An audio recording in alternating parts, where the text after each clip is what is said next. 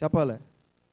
నా కుమారుడు నా కుమార్తె ఎత్తైన శిఖరాలపై నిలబడాలి, లేడి కంటే వేగముగా ఆశీర్వదించబడాలి, పరిగెత్తాలి, ఉన్నతమైన స్థానంలో వాళ్ళు ఉండాలి. మీరు ఫలించండి, మీరు అభివృద్ధి పొందండి, మీరు విస్తరించండి అని దేవుడు ఆశీర్వదించే దేవుడు. అయినా దేవుని హస్తం నిన్ను బలపరుస్తుంది, మనుషుల హస్తం నిన్ను బలహీనపరుస్తుంది. దేవుని హస్తం నిన్ను నిలబెడుతుంది, మనుషుల హస్తం ఏం చేస్తుంది? పడగొడుతుంది. దేవుని హస్తము నిన్ను చెయ్యి పట్టి వెన్ను తట్టి కృంగిపోయినప్పుడు, బలహీనతల్లో, అప్పుల్లో, అనారోగ్యంలో, కుటుంబంలో, భర్త వల్ల, కొడుకు వల్ల, కూతురు వల్ల, కోడల వల్ల, మనవడు వల్ల, మనవరాల వల్ల, పాడి వల్ల, భార్య వల్ల, బంధువుల వల్ల ఏదో ఒక గలిబిలి ఏర్పడినప్పుడు, నువ్వు కృంగిపోతున్నప్పుడు, ఏటో దారి కనబడకుండా, ఏ ఆలోచన రాకుండా, ఏంటి నా పరిస్థితి, నా కుటుంబం ఎలాగైపోయిందని ఇక నువ్వు చనిపోవటానికి కృంగిపోయి బలహీన పడిపోయిన పరిస్థితుల్లో కూడా మనుషుల హస్తమైతే వాళ్ళకి అలాగే ఉంటుంది, వాళ్ళకి అలాగే జరగాలి, ఆడు అలాగే పడాలి, ఆడికి అలాగే ఉండాలి. మరి లేకపోతే ఏంటి అని మనుషుల హస్తం, మనుషుల ఆలోచన ఉంటుంది.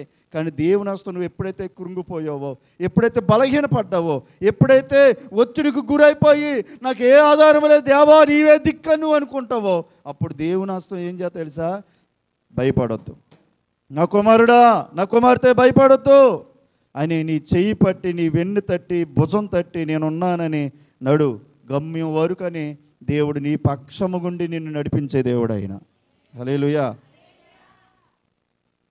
ప్రతి విషయంలో మనుషుల హస్తాలు కోరుకుంటారు. మనిషి హస్తం ఎప్పటికైనా నిన్ను చెప్పాలి. నీ ఎంత బంధువులైనా స్నేహితులైనా అంటే వాళ్ళకంటే నిన్ను ముందే ఎడతారా? ఎవడన్నా చెప్పండి. హల్లెలూయా. కానీ దేవుని హస్తం నిన్ను బలపరుస్తుంది. ఆ దేవుని హస్తాల వైపు నువ్వు ఈ హస్తాలు చాపబడి దేవుని హస్తాల వైపు దేవా నీ సహాయం కొరకు ఎదురు చూస్తున్నా, నీవే నా సహాయము ప్రభువు అని దేవుని హస్తాల వైపు నువ్వు చూడగలిగితే ఆయన హస్తం నీ మీదకి బలముగా వచ్చి నిన్ను బలపరిచి నడిపించునుగాక. దేవుని హస్తం ఏమంటే ఏలియా మీదకు వచ్చి దేవుని హస్తం ఏలియాని బలపరచగా ఏలియా ఏం చేశాడు తెలుసా? లోకంలో పరిగెత్తలే, దేవుని కొరకు ఆత్మలో పరిగెత్తాడు అంటండి. దేవుని హస్తం నేను బలపరిస్తే దేవుడు ఆరోగ్యం ఇచ్చిన కోళ్ళే లోకంలోకి వెళ్ళిపోకూడదు. బలహీనుడుగా నీవు, అనారోగ్యంగా నీవు ఎప్పుడైతే స్వస్థపరచబడ్డావో, ఆ వ్యక్తి ఎప్పుడైతే స్వస్థపరచబడ్డాడో, ఆ కాళ్ళు వచ్చిన తర్వాత, చేతులు వచ్చిన తర్వాత, ఆరోగ్యం వచ్చిన తర్వాత లేచి దేవుని మందిరానికి వెళ్ళి స్తుతించాడు, దేవుని పరిచర్యలు నిలబడ్డాడు.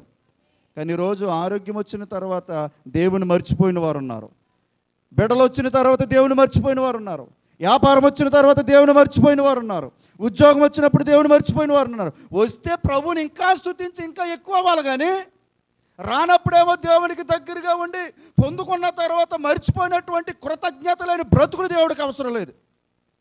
హల్లెలూయా.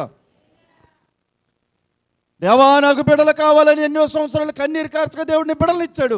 ఆ బిడ్డను బట్టి దేవుని దయ వల్ల నేను పొందుకున్నాను, యెహోవా కనికరం వల్ల నేను పొందుకున్నానని ఆ బిడ్డ నువ్వు దేవుని స్తుతించాలి, దేవుని మందిరానికి రావాలి. నాకు గృహం లేదయ్యా, గృహం ఇచ్చినప్పుడు ఆ గృహాన్ని బట్టి దేవుని స్తుతించాలి. ఈరోజు దేవుడు చేసిన మేలులు నువ్వు ఒకప్పుడు దేవుని హస్తం నిన్ను బలపరిచింది, దేవుడు బలపరచగా నువ్వు లోకంలో కలిసిపోయాలి, లోకాశల్లోకి లోక పనులకు పరిగెడుతున్నావు. కానీ దేవుని హస్తం నిన్ను బలపరిచింది ఎందుకో తెలుసా? ఆత్మ సంబంధంగా నువ్వు ఆత్మలో దేవుని కొరకు పరిగెత్తాలి.